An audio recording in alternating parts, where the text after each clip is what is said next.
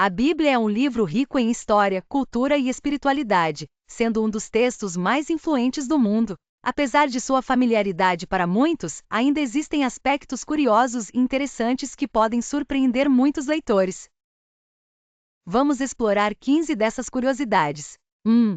A Bíblia foi escrita por cerca de 40 autores diferentes ao longo de aproximadamente 1.600 anos. Esses autores eram de várias origens, incluindo reis, pastores, agricultores, pescadores, poetas e acadêmicos. 2. Línguas originais. A Bíblia foi originalmente escrita em 3 línguas: hebraico, aramaico e grego. O Antigo Testamento foi majoritariamente escrito em hebraico, com algumas partes em aramaico, enquanto o Novo Testamento foi escrito em grego. 3. O livro mais vendido. A Bíblia é o livro mais vendido de todos os tempos, com mais de 5 bilhões de cópias vendidas e distribuídas em todo o mundo.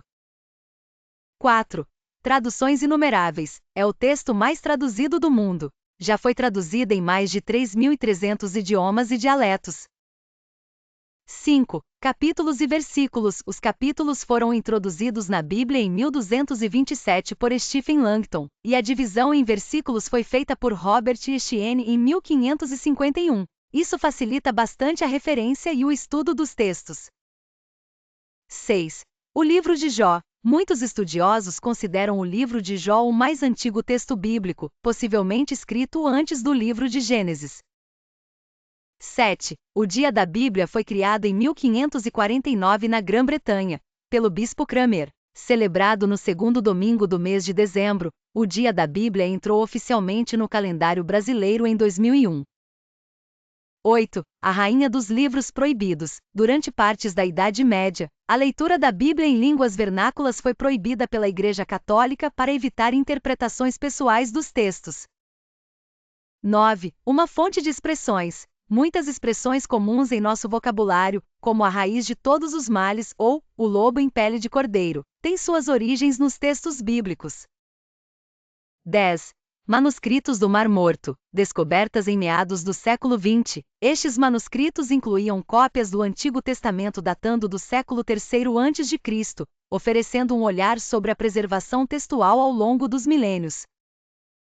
11. Influência na arte e na música. A Bíblia inspirou incontáveis obras de arte, literatura e música ao longo da história, desde os trabalhos de Michelangelo até as sinfonias de Bach.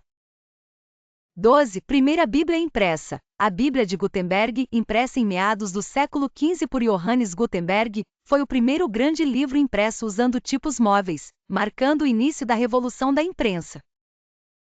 13.